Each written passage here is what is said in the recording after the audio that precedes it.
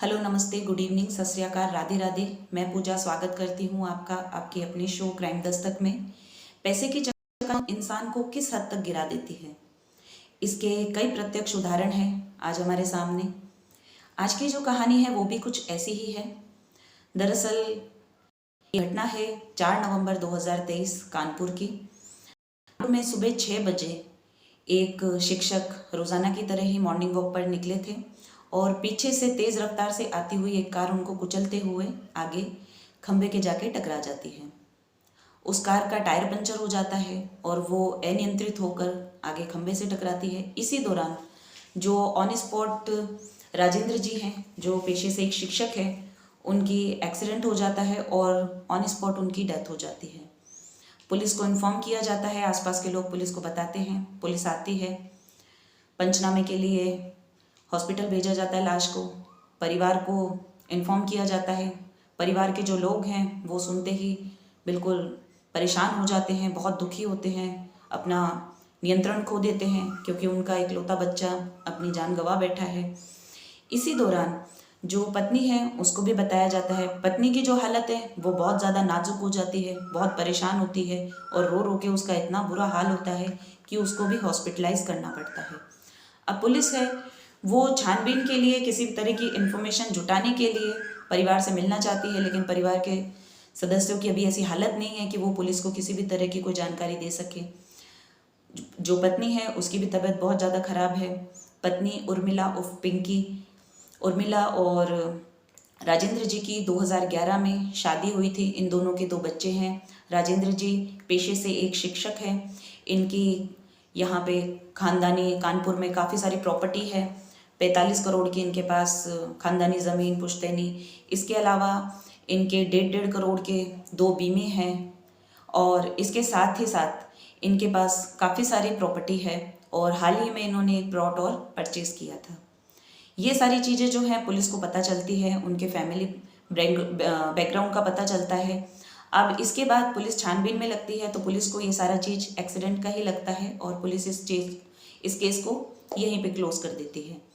जैसे ही पता चलता है, इनके परिवारजनों में ये सारी चीज़ें आती है कि राजेंद्र जी का एक्सीडेंट हो गया, उसी दौरान इनके एक भतीजे हैं, भाई के लड़के, जो नेवी में हैं, वो नेवी ऑफिसर हैं। वो उनको जैसे ही पता चलता है वो फटाफट वहाँ से दौड़ के और अपने कानपुर पहुँचते हैं। कानपुर आते हैं, पुलिस ने जो केस रजिस्टर्ड किया है उस रजिस्टर्ड केस की इंक्वायरी करते हैं, उसमें पूरी पूछताछ करते हैं और साथ ही सीसीटीवी फुटेज मांगते हैं। पुलिस के पास कोई सीसीटीवी फुटेज नहीं है। पुलिस उन्हें दिखाती है सीसीटीवी और पुलिस को ऐसा कुछ खास लगता नहीं है, इसलिए वो उनको भी प्रोवाइड कराती है। पवन जो है, पवन गौतम, वो सीसीटीवी देखते हैं और सीसीटीवी के दौरान ही उनको एक ऐसी चीज़ दिखती है जिस पे किसी का भी ध्यान नहीं जाता। जैसे कि जो कार है वो रौंदते राजेंद्र जी को रौंद कर जब आगे जाके खंबे से टकराती है तो उसके अंदर वो दोनों जो आरोपी हैं बैठे हुए जिन्होंने एक्सीडेंट किया है, वो दोनों उसी टाइम वहाँ से भागकर कहीं और नहीं जाती है, बल्कि उनको कवर करते हुए पीछे से एक और कार आती है ब्लैक कलर की। उस कार में वो दोनों आरोपी बैठकर निकल जाते हैं। इस पे पुलिस का इतना ध्यान नहीं जाता। जो पवन है, जो नेवी ऑफिसर है, सिर्फ उसी का ध्यान जाता है। अब पवन ये केस को पुलिस को फिर कहता है दोबारा से इंक्वायरी करने के लिए। अब पुलिस है वो दोबारा से इंक्वायरी करने के लिए जाती है।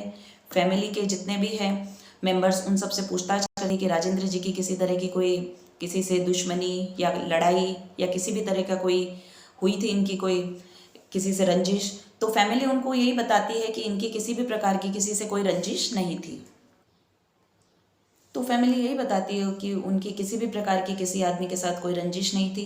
हाँ, छोटा मोटा कोई विवाद हो सकता है। वैसे तो वो राजेंद्र जी शिक्षक, पेशे से शिक्षक हैं, तो उनका किसी के साथ ऐसा कुछ नहीं था। फैमिली जो है वो बस ये बताती है कि उनके जो इकलौता बेटा था वो जा चुका है। अब पत्नी से पूछताछ की जाती है तो पता चलता है कि उसे भी किसी तरह की कोई जानकारी नहीं है। तो पुलिस जो है अब वो सीसीटीवी फुटेज के जो सीसीटीवी फुटेज है उसमें जो कार है उन कार्स के नंबर निकालती है।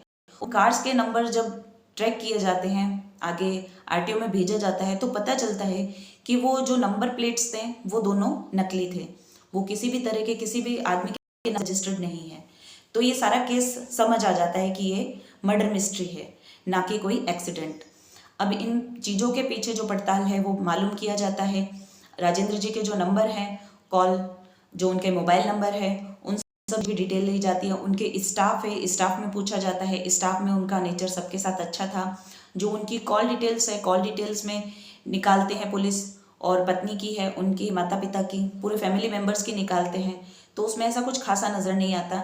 जो राजेंद्र जी हैं उनकी कॉल डिटेल्स में एक मेंबर हैं जिनसे वो कंटिन्यूसली बात करते रहते थे, उसका डिटेल निकालते हैं, तो पता चलता है कि उन्होंने कुछ समय पहले ही एक प्लॉट परचेज़ किया था कानपुर में, जिसके कॉन्ट्रैक्ट के लिए उन्होंने एक कॉन्ट्रैक्टर हायर किया था, और उस कॉन्ट्रैक्टर के साथ उनकी कुछ समय पहले कुछ नोकझोंक हो गई थी। तो शायद पैसे को लेके ही थी, वो पैसे ज़्यादा मांग रहा था और राजेंद्र जी उस चीज़ को अफोर्ड नहीं कर रहे थे, और इन दोनों ने, तो जैसे ही कॉन्ट्रैक्टर को बुलाया जाता है, कॉन्ट्रैक्टर जो है वो शैलेश है, कॉन्ट्रैक्टर को बुलाया जाता है, उसकी डिटेल और इन दोनों के बीच में जो मतभेद हुआ था उसके बारे में पुलिस मालूमात करती है। तो जो शैलेश है वो भी यही बताता है कि उसको ऐसा कुछ बात नहीं है, राजेंद्र जी ने प्लॉट परचेज़ किया था, उस पर कंस्ट्रक्शन का काम दिया था, कंस्ट्रक्शन के काम से मेरा इनके घर पे आना जाना भी था। जो इन्होंने रेट्स बताई थी वो कम थी और मैं उससे ज़्यादा कर रहा था डिमांड, तो इसलिए हम लोगों को ऐसा हो गया था कि हम लोगों की बस पैसे को लेके बात हुई थी और वो बात वहीं समाप्त हो गई थी, और जो मैंने इनका कॉन्ट्रैक्ट लिया था वो मैंने छोड़ दिया था। ये अपनी जानकारी में सिर्फ इतना ही बताता है। जो शैलेश है वो अपनी जानकारी में सिर्फ इतना ही बताता है, उसके बाद इन लोगों की कोई बातचीत नहीं हुई। और जब पिंकी के नंबर्स की ट्रैकिंग की जाती है तो पता चलता है कि पिंकी जो है वो करीब 4-5 महीनों से एक नंबर से काफ़ी ज़्यादा बातचीत कर रही थी। उस नंबर की रिकॉर्ड्स निकाले जाते हैं तो पता चलता है कि वो नंबर शैलेश का ही है, शैलेश जो कॉन्ट्रैक्टर हैं। तो पिंकी से पूछताछ की जाती है, सत्ताई से पूछताछ की जाती है कि तुम इससे काफ़ी टाइम तक बात कर रही हो, और जिस दिन एक्सीडेंट हुआ उस दिन भी सुबह पिंकी ने शैलेश से बात की। अब इन सब चीज़ों के जो ट्रैकिंग है, जो सारी जानकारी है वो पुलिस तक आ गई है। पुलिस पूछताछ के लिए दोनों को उठाती है, शैलेश और पिंकी को। पिंकी जो है जब उसको पता चलता है कि सारा मामला उस तक आने लगता है तो वो सारा इल्ज़ाम शैलेश के ऊपर डाल देती है।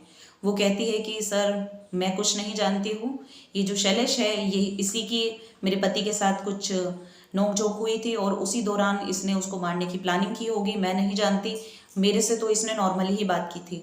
जबकि पुलिस जानती थी कि इन लोगों की घंटों घंटों बात होती थी।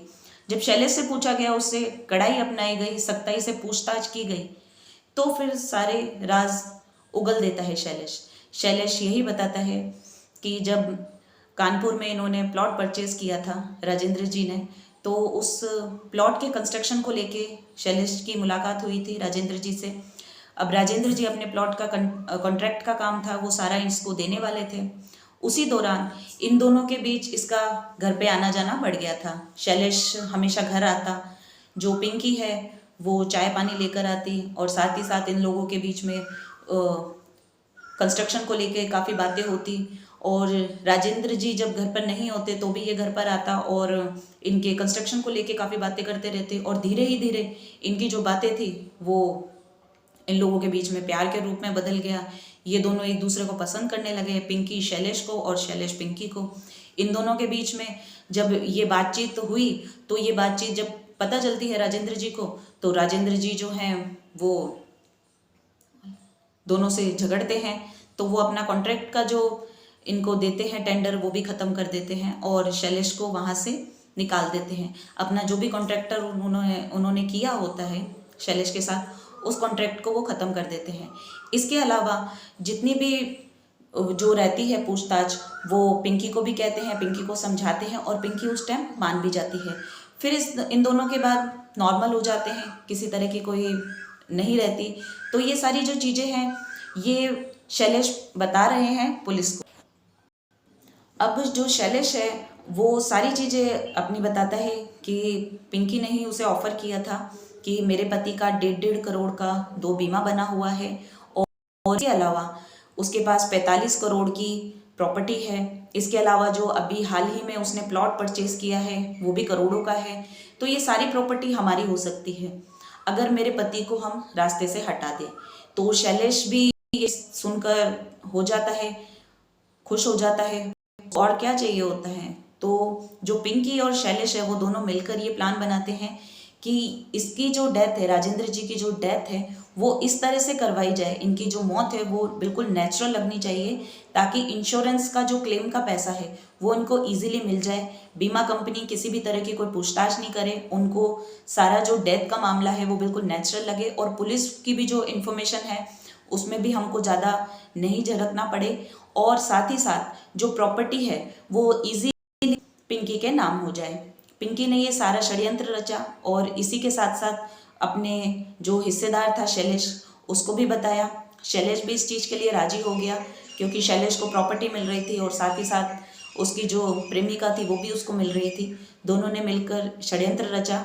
एक इनके ही शैलेश के ही मामा के लड़के हैं, उससे ये मिले, फर्जी नंबर प्लेट्स बनाए, और साथ ही साथ उसको एडवांस में 4 लाख रुपए पिंकी ने दिए। शैलेश के पास इतना पैसा नहीं था, तो पिंकी ने 4 लाख रुपए सुपारी दी अपने पति की, और उनको ये कहा कि जो मेरे पति की डेथ है वो बिल्कुल एक्सीडेंट लगनी चाहिए, ताकि उसका सुबह मॉर्निंग वॉक पर जाते हैं। अब जो आरोपी है, जो मर्डरर है, उन लोगों ने 3-4 दिन 7 दिन डेली रोज़ाना निकलते, ट्रैकिंग करते, पता करते कि हाँ किस टाइम पर सर निकलते हैं, राजेंद्र जी किस टाइम पर निकलते हैं, और उनकी पूरी निगरानी रखते हैं, ताकि कोई भी आसपास नहीं देख रहा हो तो उस टाइम ये मौका पाकर और एक्सीडेंट कर सके। तो 4 नवंबर को सुबह 6 बजे इन लोगों ने यही किया, एक्सीडेंट किया, और वहाँ से दूसरी गाड़ी में बैठकर निकल गए। अब ये जो सारी घटना है ये पुलिस के सामने आ जाती है, तो इससे ये चीज़ पता चलती है कि अगर पुलिस के जो अगर पवन जी पुलिस को इस सीसीटीवी में जो उनको कुछ अलग लग रहा था, जैसे कि आरोपी का वहाँ से एक्सीडेंट करके दूसरी गाड़ी में बैठ के और दूसरी गाड़ी का उसी टाइम पे पीछे आकर उन चारों लोगों का बैठ के निकल जाना, अगर पवन जी इस चीज़ पे गौर नहीं करते, पुलिस को नहीं बताते, तो शायद ये केस कभी नहीं खुल पाता। इस केस का खुलासा मात्र 26 दिन में हो गया था। पुलिस ने प्रेमिका या शैलेश और उसके प्रेमिका इन दोनों को पकड़ लिया, पिंकी और शैलेश को, जो कि राजेंद्र जी की पत्नी है। इन दोनों के प्रेमी प्रेमिकाओं के जो प्रेम था उसका भी पता चला, और साथ ही साथ एक ऐसे षड्यंत्र का भी पता चला जिसमें एक पत्नी ही अपने पति को मरवा देती है, और वो भी घटना इस तरह से करवाती है ताकि किसी को कानो कान कोई खबर नहीं हो, और घर में आकर अपने पति का स्वांग इस तरह से रचती है, इस तरह से नाटक करती है, लोगों के सामने ऐसा दिखावा करती है ताकि लोग ये सोचें कि हाँ ये पत्नी तो बहुत प्यार करती थी अपने पति से, जबकि ऐसा कुछ भी नहीं था। इन दोनों की शादी 2011 हुई थी, दोनों के 2 बच्चे थे, और जो राजू था वो अपनी पत्नी से बहुत प्यार करता था, पिंकी थी वो भी बहुत प्यार करती थी, लेकिन कुछ समय के लिए वो बदल जाती है और अपने प्यार को बिल्कुल खात्मा कर देती है। तभी वो शैलेश के साथ होकर अपने पति का मारने का इतना बड़ा षड्यंत्र रची है। तो आज की जो कहानी है, अब उसमें जो आरोपी है उसको गिरफ्तार कर लिया गया है। पिंकी और शैलेश दोनों पुलिस रिमांड में है, पुलिस कस्टडी में है, और साथ ही साथ इनके जिन्होंने 4 लाख रुपए और एक्सीडेंट किया था वो दोनों आरोपी भी पकड़े गए हैं, और साथ ही साथ उनकी जिन्होंने हेल्प की थी वो दोनों लोग भी पकड़े गए हैं। इन चारों लोगों को और साथ ही साथ पिंकी और शैलेश को भी पुलिस हिरासत में रखा गया है। तो आज की जो कहानी है हम यहीं समाप्त करते हैं। उम्मीद करती हूँ आपको पसंद आई होगी। अगर आपको मेरी कहानी पसंद आती है तो लाइक करें, मेरे चैनल को सब्सक्राइब करें, और साथ ही बेल आइकन को दबाएं, ताकि मैं अपने चैनल पे जो भी कहानी अपलोड करूं उसकी सबसे पहले इन्फॉर्मेशन आपको मिले। जय हिंद, जय भारत। सतर्क रहें, सावधान रहें।